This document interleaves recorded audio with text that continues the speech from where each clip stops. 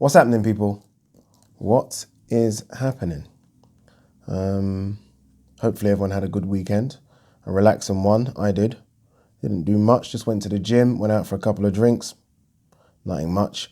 Don't forget, if you're new to the channel, hit that subscribe button. Don't forget to like and share the vids as well, please. Thank you very, very much. All right, I don't know where to start.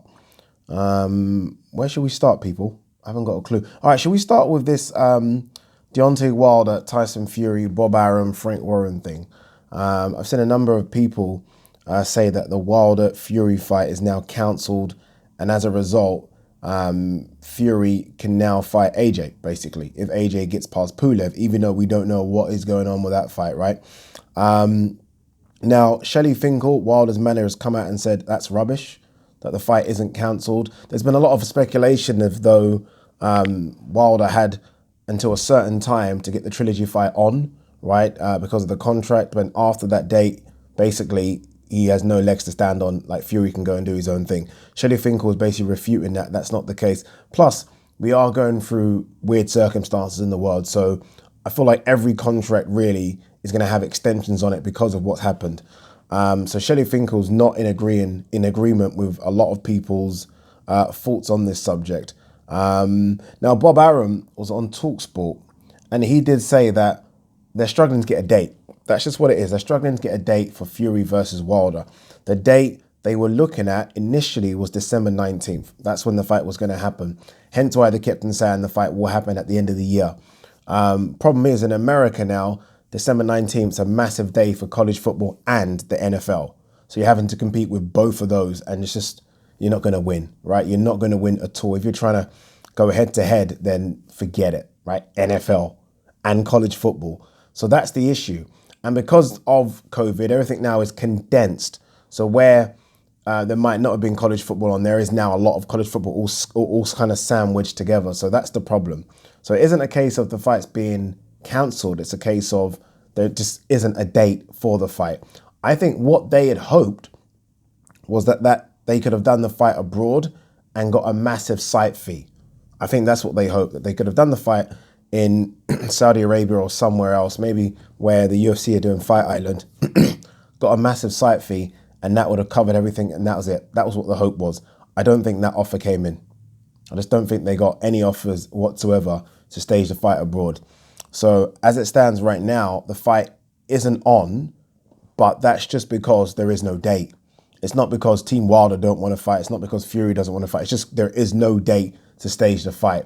And that might sound stupid, but you really have to look through that calendar. Let's be honest, you can only do it one day in the week, and that day is a Saturday. Then you have to look at, okay, what have we got against us this Saturday? And they must just have NFL literally all the way through. And then there's other boxing events, right? Then maybe you've got to look at UFC events as well. You want it on a Saturday where there's nothing, so you can basically capitalize on everything. And there just isn't that date available right now. So that's that's it. Right? I mean, I don't think it's cancelled because Wilder doesn't want to fight Fury. Wilder wants to fight Fury. Fact. He's going to want to fight Fury. If not because he wants to get his WBC belt back, he's going to want to fight Fury because it generates him a hell of a lot of money.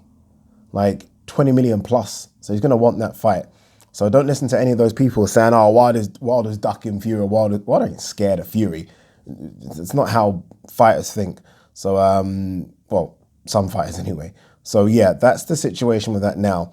The situation with Tyson Fury is that Tyson Fury is now available and ready, and I think has been given the green light to have a fight against someone.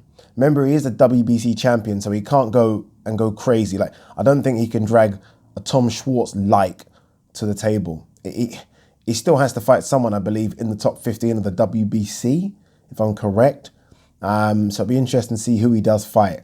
I think that's correct. I'm not 100% sure. I'm happy to be corrected on that. Now, the interesting comment from Bob Arum on that call to TalkSport was that he said, basically, they can get Fury versus AJ on, providing AJ gets past Pulev. And they're saying that they can get Fury versus AJ on in like the spring, so basically April or May. I'm so confused by all of this. Does that mean Fury versus Wilder is dead in the water? It ain't gonna happen. Because you would think that Tyson Fury would have a fight in December against someone, and then will fight Wilder in the spring. So it's all over the place right now. I don't know who to believe. Honestly, I don't know who to believe. I think every promoter chats a bit of that, to be honest. Bob Arum's saying what he's saying now. I don't know if I believe that. Wilder hasn't said anything about the situation. Fury hasn't said anything about the situation. So I guess we have to wait to hear from them. But as it stands right now, Wilder Fury isn't happening next. Fury is going to fight someone, and then we'll see, right? And then we'll just have to wait and see. The talk of AJ versus Fury in the spring, I think's no, right? And I don't think I'd even want that fight to happen, just because I don't think fans are going to be back in full by then. I'm thinking fans will be back in full by the summer. AJ Fury needs to have fans.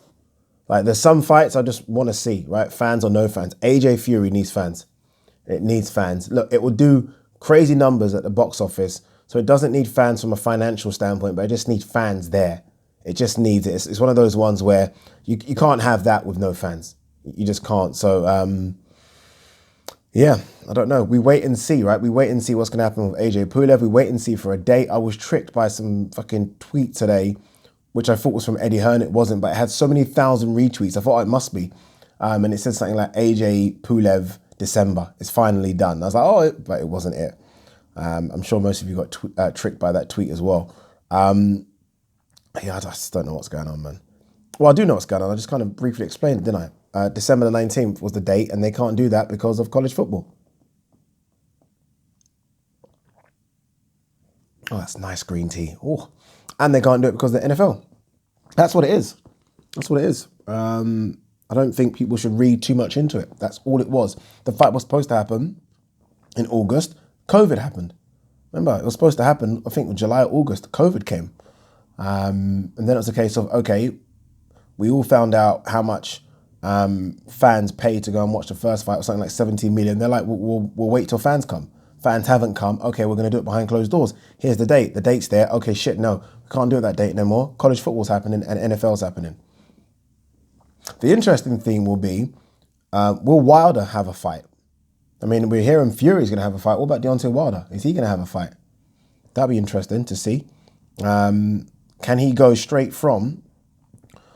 Can he sit out 15 months, possibly? Can he do that? Interesting, right?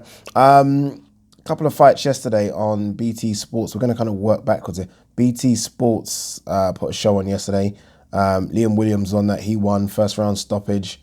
Good body shot. He wants Demetrius Andrade next. Well, that's his mandatory. Andrade's a funny one. Andrade's basically saying that he wants big fights.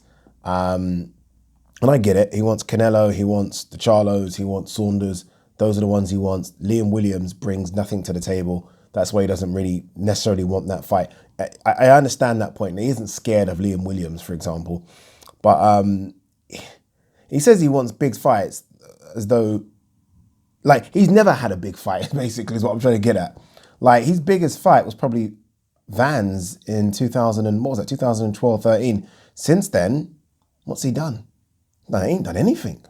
I think Liam Williams could possibly be his biggest name since then. So I feel like he should just take the Liam Williams fight. You got to take your fight. Take the fight or vacate. Like, this boxing's full of crap anyway. Liam Williams has worked his way up to a mandatory. Give him his shot or vacate. The thing for Andrade is, if Andrade vacates, then what's his worth? His worth is that belt he's got. That's what he brings to the table. He doesn't bring a huge amount of fans. He doesn't bring this. He brings the belt to the table. And without that, he has an issue. So if I was him, I would fight Liam Williams. I still favour Andrade to win that fight. I mean, Liam Williams has looked impressive since he's moved to the Ingle camp. But yeah. But I still favour Andrade to beat Liam Williams. I think Liam Williams is good, right? Looks strong, looks big, has really moved well into the 160s, but Andrade's better than him. So yeah, beat him, and we'll see. But I do understand his frustration because he has been trying to get both Charlos for ages. He was that close to Billy Joe Saunders fight, and then Billy Joe Saunders popped for whatever. He was even close for a Golovkin fight, and that kind of just went away as well. So he's been close. So I can understand how those just sound so much bigger than a Welsh guy you probably haven't heard of up until 2 years ago. It's true, right? It's true. Win for Nathan Gorman as well yesterday. Pretty much won every single round against Latte. Too heavy in it. Come on, let's be honest, man. Too heavy. Like way too much.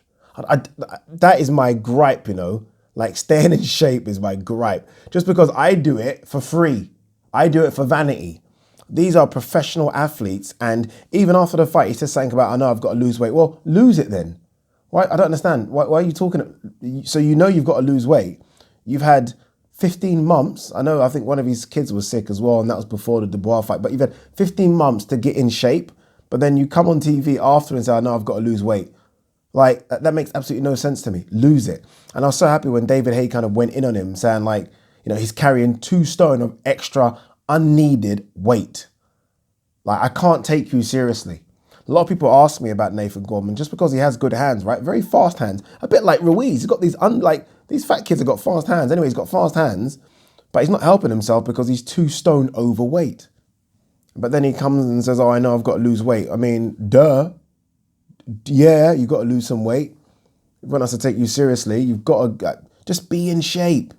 Be in shape. It's the minimum. The minimum.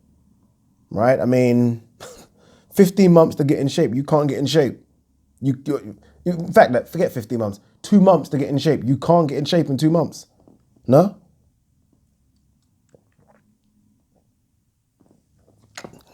Madness, mate. Madness. All right, what else we got? There were some fights. Friday, Showtime put on fights, right? Ruben Villa was up against Navarrete for, was it the WBO? I think it was the WBO, right? Ruben Villa lost that fight. 2 knockdowns. That was it, just the knockdowns. So yeah, Navarrete is going to be a bit of a problem, I think, for people. I mean, he wants the Josh Warrington fight next. I think if I was Ruben Villa, as soon as I saw the fight and saw that he lost the fight, I went and looked back at him on the scales, just to see how comfortable he looked at 126. The reason I was thinking that was because I feel like his frame could go into 122. I think 122 could be a good division for him, maybe. It's 4 pounds. I know, look, when you're losing weight, 4 pounds is a lot to lose, but I feel like if they can maybe look at his conditioning year round and maybe find a safe way to get him down to 122. I mean, if not, he can start 126. Look, it was a good fight. It was a good fight. Again, it was the 2 knockdowns were the reason. I felt, watching the fight back, I thought going into the 12th, it was still there for the taking, but then I think Navarrete won the 12th, and that was it. So, yeah, well done to everyone for everything. Well done to his team as well for getting him to that shot. Now it's just a case of, you know you're there, stay there, right? Stay there. What else we got earlier? All right, let's go for it properly now. Jaron Ennis, bring on top 5, top 10 guys, title eliminators in 2021. Good. That's the next step for Jaron Ennis. Let's see what happens with him. Lomachenko on Lopez pre-fight claims. It's just words. We will see what happens.